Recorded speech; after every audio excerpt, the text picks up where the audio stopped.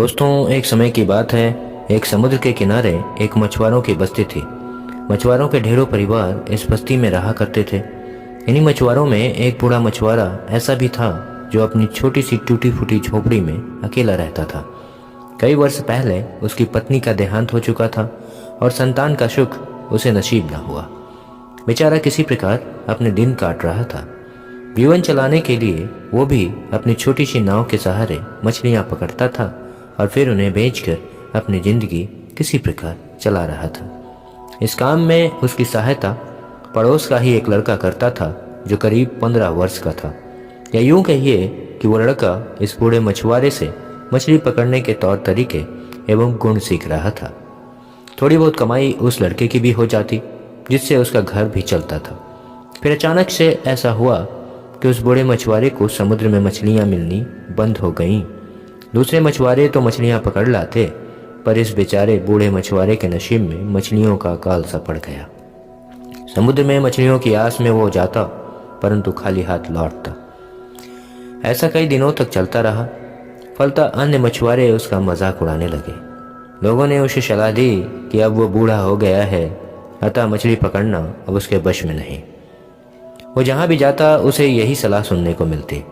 इस स्थिति में वो लड़का उस बूढ़े मछुआरे का खाने का प्रबंध किसी प्रकार करता रहा, परंतु एक दिन उसने भी कहा कि वो कल से उसके पास नहीं आ पाएगा, क्योंकि उसके माता पिता ने उसे कहीं और काम ढूंढने के लिए कहा है।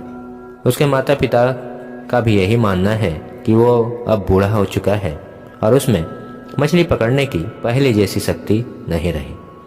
अब मछुआरे को भी लगने लगा कि वो सच में बूढ़ा हो गया है और शायद इसी कारण मछली पकड़ने की कला में उतनी पारंगत नहीं रहा।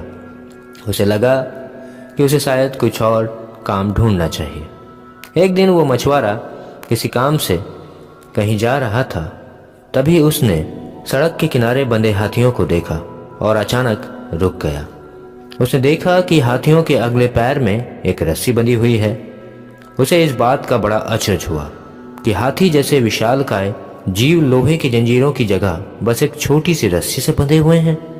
यह स्पष्ट था कि हाथी जब चाहते तब अपने बंधन तोड़कर कहीं भी जा सकते थे, पर किसी वजह से वो ऐसा नहीं कर पा रहे थे। उसने पास खड़े महावत से पूछा कि भला ये हाथी किस प्रकार इतनी शांति से खड़े हैं और रस्सी तोड़ भागने का प्रयास नहीं कर रहे हैं। तब महावत ने जवाब दिया, इन हाथियों को छोटे पर से ही इन रस्सियों से बांधा जाता है।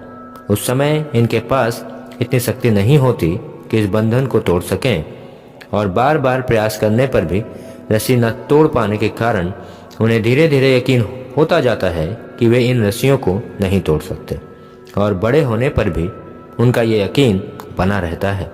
इसीलिए वो कभी इसे तोड़ने का प्रयास ही नहीं करते। दोस्तों, मछुआरा आश्चर्य में पड़ गया कि ये ताकतवर जानवर सिर्फ अपने बंधन इसलिए नहीं तोड़ पा रहे हैं क्योंकि वो इस बात में यकीन करने लगे हैं कि वे इस बंधन को तोड़ नहीं पा सकते। उस बूढ़े मछुआरे को अपनी भूल का एहसास हुआ, क्योंकि उसने भी ऐसा मान लिया था कि अब वह उम्र की ढलान में मछली नहीं पकड़ सकता।